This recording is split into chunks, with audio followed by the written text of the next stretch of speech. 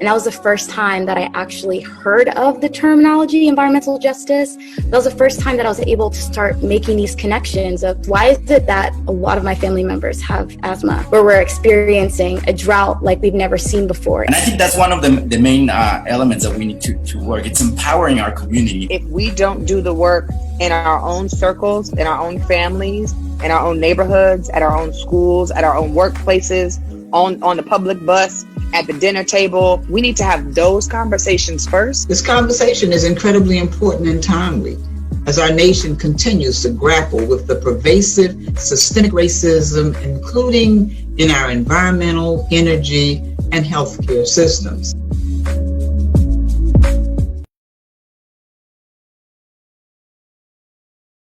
Hello, everyone, and welcome to this week's Green Table Talk, an intergenerational conversation exploring all things environmental justice from the Black and Brown perspective. My name is Wawa, and I am one of the hosts here today. I am just so excited for this conversation and for our esteemed guests here today, who will be introducing themselves very, very soon. But before we get to that, I'm going to pass it along to my other co-host, Karina, for today. Hi, everyone. I'm so glad to be here. I'm Karina Martinez, Chief Communications Officer with Corazon Latino, and I'm so happy to be celebrating Black History Month together through this podcast and also offline. Hey, everyone. I'm Jolie Abreu, and I work with Corazon Latino. I'm a digital strategist, as well as I run a small boutique company, HypeHer Digital, doing digital media marketing and social media strategies, as well as being an educator here in the District of Columbia. And I'm super excited to be a part of the Green Table Talks for this episode, and I can't wait to get into our questions. Amazing, amazing. We are so excited to have you. I did a little deep dive online too, a little internet stalking, and you're just incredible. And yeah, we're really, really excited to have you here. So I'm going to be starting off our questions. So as everyone here knows, or I hope knows, over 1.5 million Africans were kidnapped and stolen by Europeans that then arrived and colonized Spanish-speaking countries, including Mexico, Central and South America, and the Caribbean between 1520 and 1867. Many of the Africans that came brought skills and trades that were heavily concentrated in agriculture and other roles as stewards of the land. Jolie, as a person of Afro-Latinx descent, how do you work to maintain the legacy of your ancestral connection to the land and Mother Earth? Oh, that's a really good question, because honestly, I think the older I get, the more I realize how important that connection to the earth, how important it is to my life and how much it means to me. And just to give you a little example or a little anecdote, I started kind of getting more into nature through Corazon Latino and the work I do with Corazon Latino, because of course it brings me outdoors and it makes me excited, and it kind of just goes to show how much like being outdoors and spending time outdoors kind of makes you care so much more about our planet and Madre Tierra, because you realize how amazing it is and how many beautiful things we have on this planet that we should take care of because we want other people to enjoy. And so this summer, I actually went on a 6-week journey, and I visited over 17 national and state parks. And I can't tell you how exciting and how excited I was to just kind of take in all this land and also be able to explore and experience. And I'm going to go ahead and just say that I am not an outdoors person whatsoever. Like before, I would be like glamping and things like that. And after this journey, I just felt so connected. And my grandmother had passed away last year, and she was very big into nature. Like she was an herbalist, and in Dominican Republic, they would call her like La Bruja. It's kind of like a terminology for somebody who uses a lot of nature to heal and a lot of nature to be a part of. It's just a part of her, who she was. Like she will say, you know, if you have a headache, hey, take a tea of this, you know, if you have any kind of ailment, she would have a plan for it.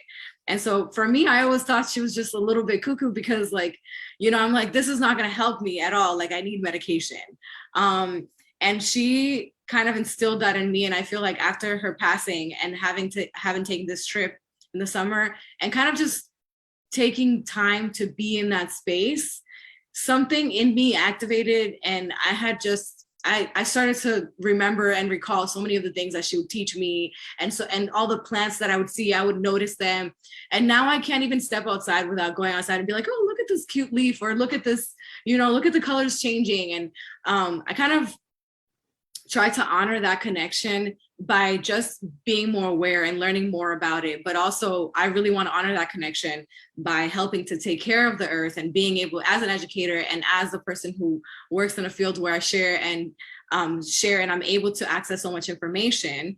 My connection to Madre Tierra really, I think it has developed so much more in the past year.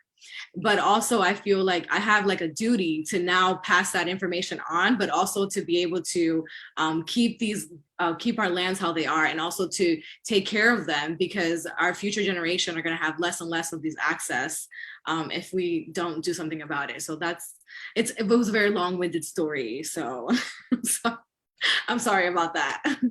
Jolie, you brought up some great points about legacy, your ancestry, and also your cultural background a little bit by touching on the Dominican Republican side. I want to talk a little bit about like anti-Blackness. Anti-Blackness has been a trending topic per se, but it's been a gruesome social construct for centuries. And for example, with the Latinx and Black community, Afro-Latinos as well, in the history of Afro-Peruvians, like many South American countries, it dates back to when the first Africans arrived, when the conquistadors in 1521 kind of took over. And so Black slaves were forced to travel to Peru. They were forced to travel, and they were called different types of names. They were referred to, and they were divided by these different categories that they gave them, and they were derogatory terms. They were either negro bozales for those born in Africa, and negros ladinos for Afro-Peruvians who assimilated with Spanish culture. And you'll even see a lot of these terms in timepieces if you're watching telenovelas. I watched a few myself where they referred to the Ladinos, or they referred to the other African characters in the show, but this isn't a show. It still continues today. How do you navigate the painful phenomenon in the Latinx community, and why what type of work is involved to dismantle anti-Blackness, and why is it so important for the environmental justice movement? I think, well, this is definitely a topic that's going on right now. As an educator, I actually teach Spanish.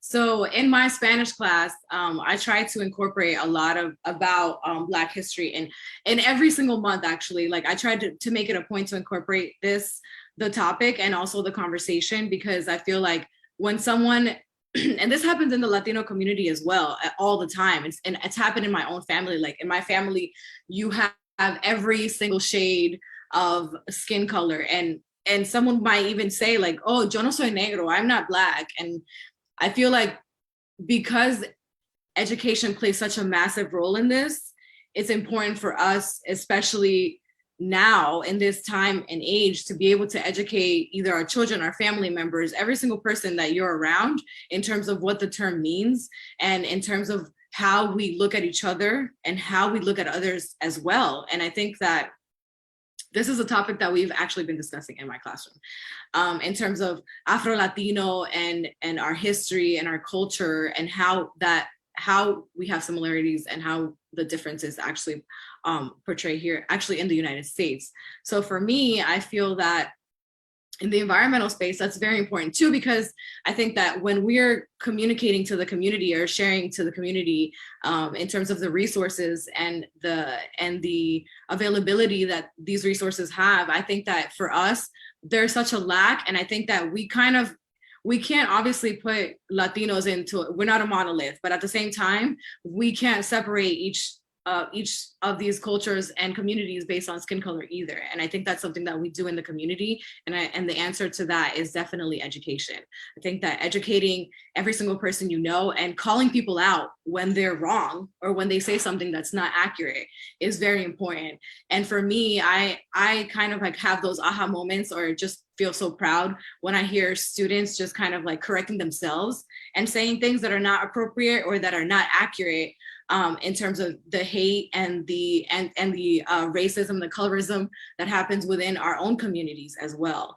I think that's just, for me, that's the major piece. I think the major piece is definitely education and definitely being able to understand that our cultures are different, but there are also so many similarities that we have, and there's no room for hate. There's no room for colorism.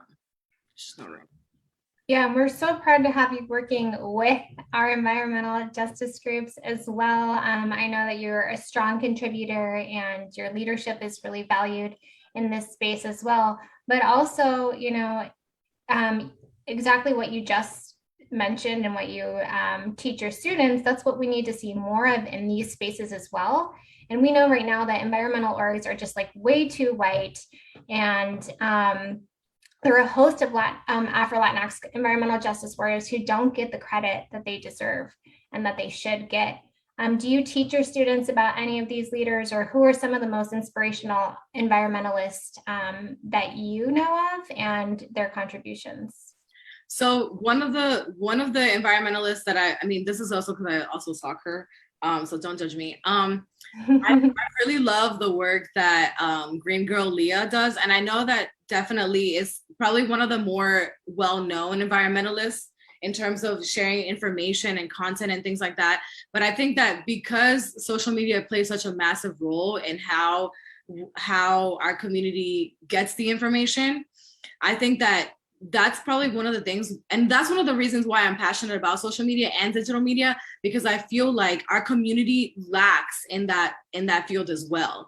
And there's so many people who have access to a phone, who have access to a computer, have access to social media, but they're not getting the information that they should be getting, because so many of the people who are doing the work are not sharing what they're doing. And so that's why whenever I get behind an organization or something, I try to share as much as possible with whoever wants to listen or whoever will listen, or I'm just gonna force everybody to listen. But so honestly, I feel like we don't have enough of that in the community, and I would love to learn more about it.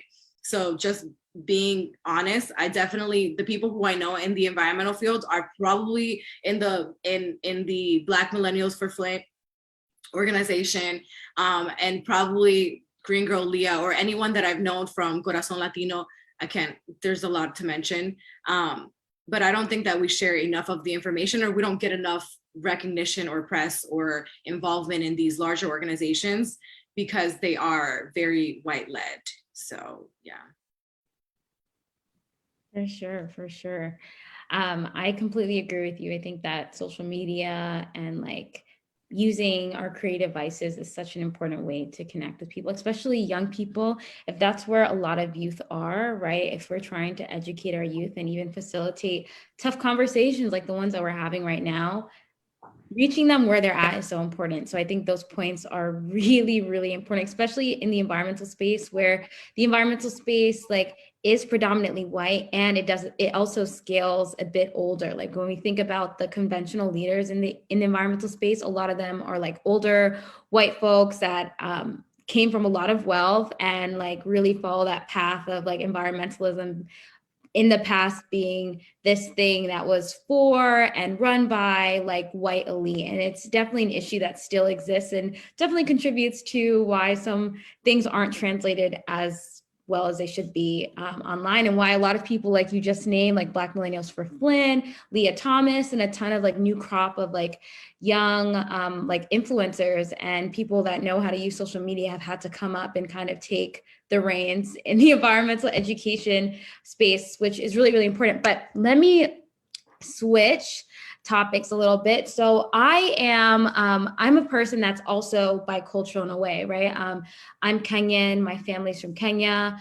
My parents are immigrants from Kenya, and I have grown up in between like two cultures, growing up in a very traditional Kenyan household while also coming to terms with what it means to be an American that didn't necessarily grow up with parents that were American and had to struggle to get their papers and things of that sort. So I'm curious a little bit, Jolie, you are also like bicultural, or in a sense like tricultural. So I wonder how that perspective has allowed you to be a better advocate for different people and having an intersectional lens, because I think sometimes a lot of the conversations about being bicultural or tricultural, it's overwhelmingly something that we talk about as being like this negative thing that made things really difficult. And like, yes, it does complicate things, but also I'd argue it provides like a certain type of intrinsic nuance to different things and gives us a different perspective that sometimes people may take for granted. So I'd love to hear a bit about your perspective on that.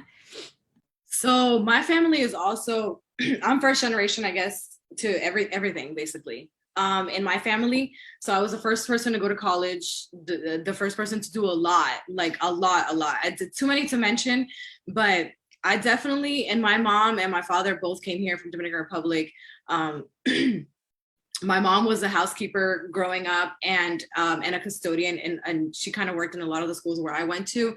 So that was kind of interesting because I always had to behave very well. I would get in trouble all the time. And my dad used to be in Spanish, I guess you call it a bodeguero, which is like a person who has like a corner store, and it's a very New York Dominican kind of path, a career path.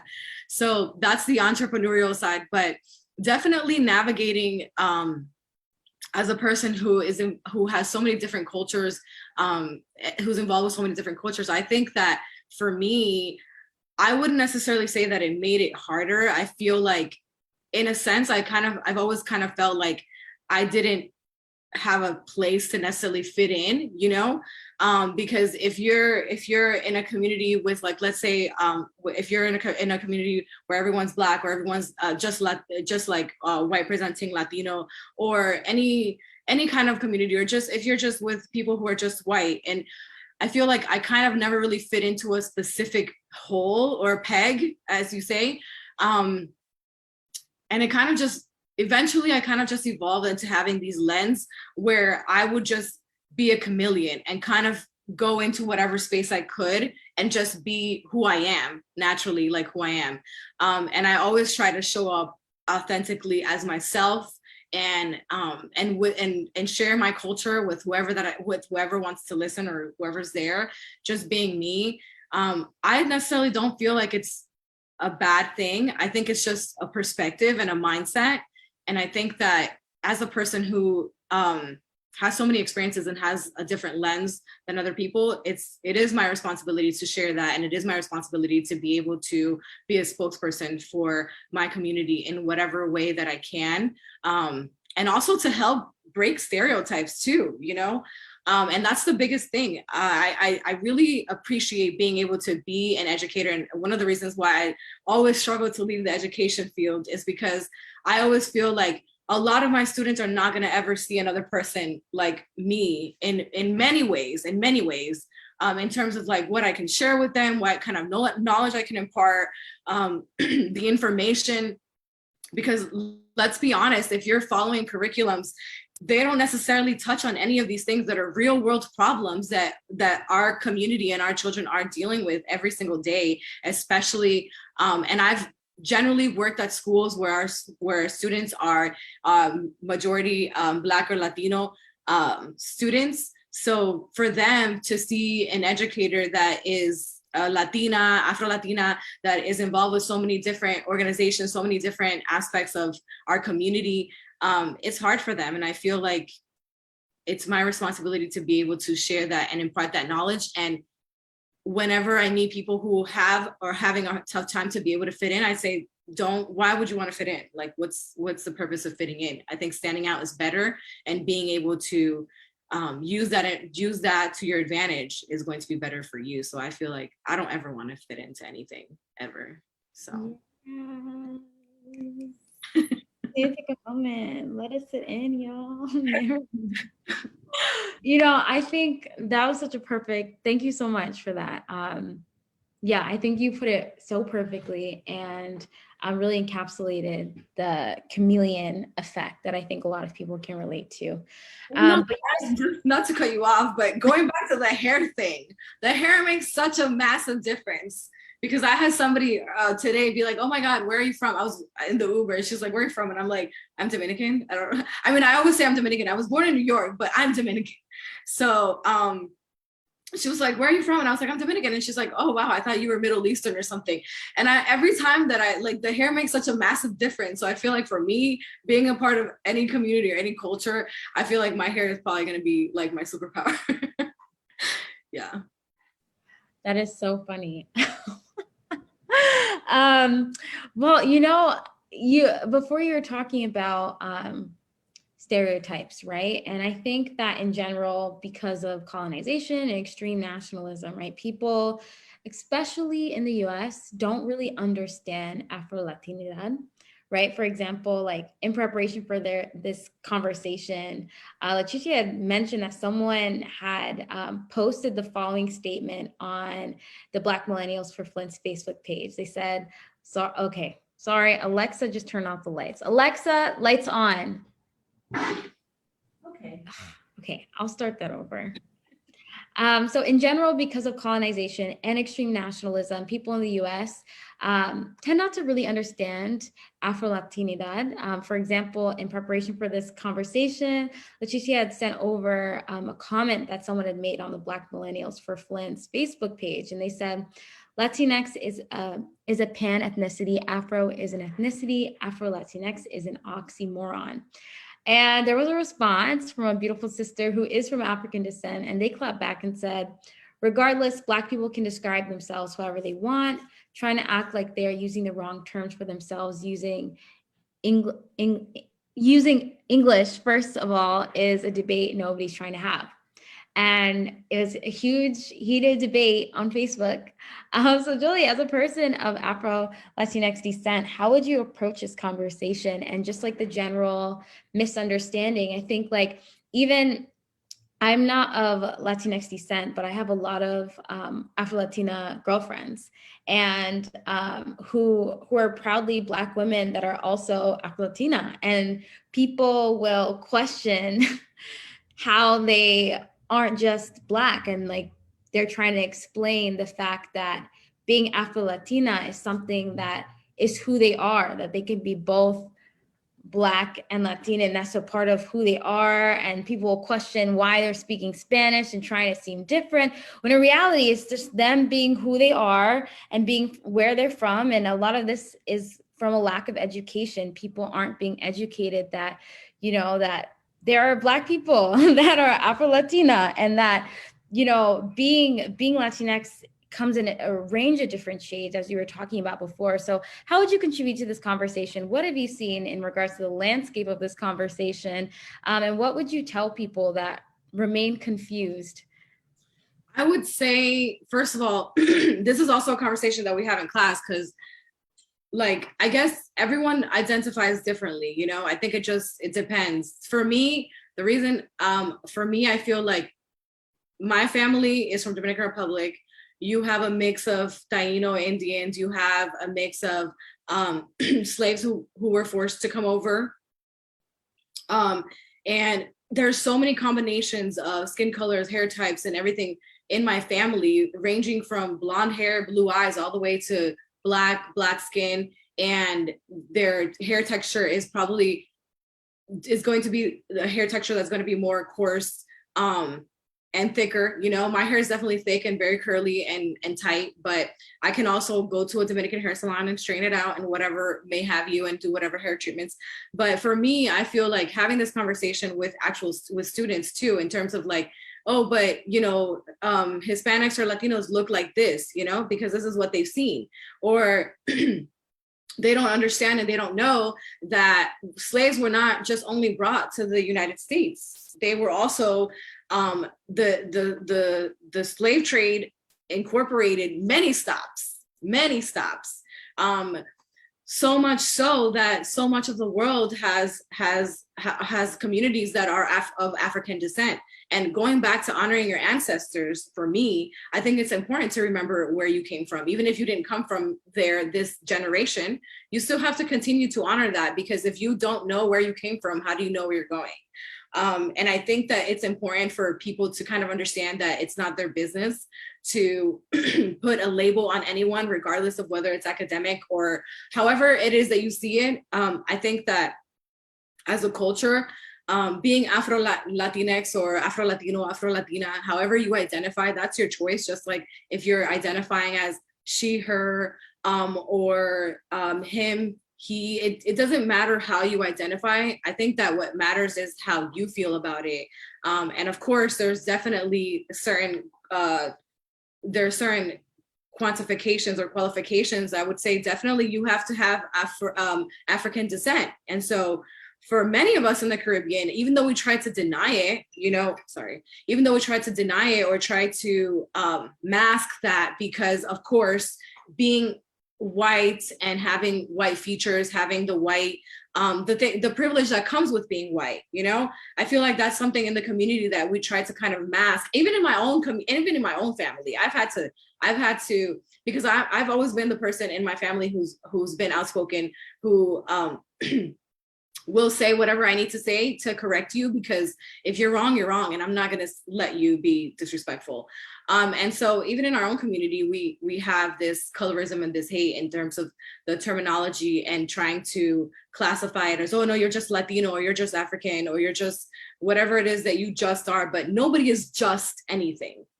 No one is just one thing. Like, we have a melting pot of different ethnicities and cultures and skin colors, and there's so much beautiful diversity. And I feel like it's more important to focus on how to celebrate that diversity, how to honor that culture, and how to share the beautifulness, and instead stop trying to mask and be something that you're not. And so I feel like always being able to show up as yourself and be authentic and share the beautiful things that are a part of your culture, and understand the things that are ugly so that you can fix it and move forward, but you definitely need to know your history. And so for me, I would say that those people are wrong in trying to instill their opinion or trying to divide community, as opposed to trying to bring everybody together.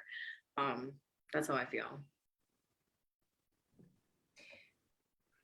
Jolie, I can relate to so many of those experiences as well. And in my family, we have a huge variation too of what people's phenotypes come out to be.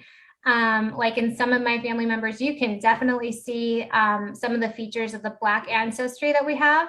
And it's really cool to see that like different combinations. But I love what you said about this in general. Like, you gave us a really great motto to really stand on. It's not your business labeling anyone. So let's take that into consideration. Love that tip. What else can you share with us? What's your last word or call to action for those who may be watching tonight, as we're celebrating Black History Month? And we have so much going on, and we need these words of wisdom right now. I would say that Black is beautiful, brown is beautiful. I think that I'm gonna end it on the note of like, there are so many beautiful aspects about our culture, and you see it comes out in so many different ways. If you look at pop culture, if you look at social media, if you look at even the standards of beauty, there's so many things that are influenced by the culture and by Black culture, by brown culture, but yet we don't want to embrace it. And it happens everywhere. And so for me, I feel like my message would be to embrace that, to share it, to learn about your history, and Karina, you were mentioning earlier in terms of your ancestry.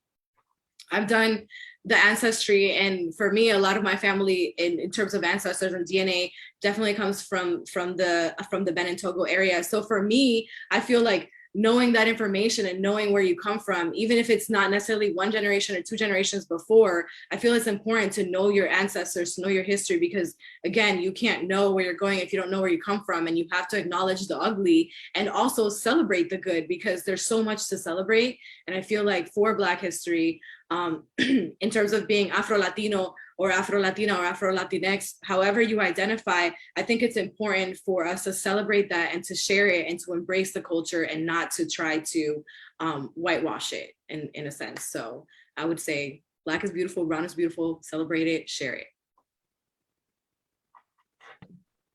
Well, happy Black History Month, everyone. Yeah. Black is beautiful, brown is beautiful. Thank you everyone for tuning in to this episode. Please let us know what you thought. I think that this is such a beautiful, especially such a beautiful ending. And we're also thankful to have just gotten all this beautiful insight from everyone. And I really hope that you share this video, share it with your friends, your family, colleagues, anyone that you think would benefit from getting this additional nuance and just having such meaningful conversations this Black History Month. So sending lots of love to everyone. And yeah, thank you for tuning in and stay tuned for our next episode coming out soon.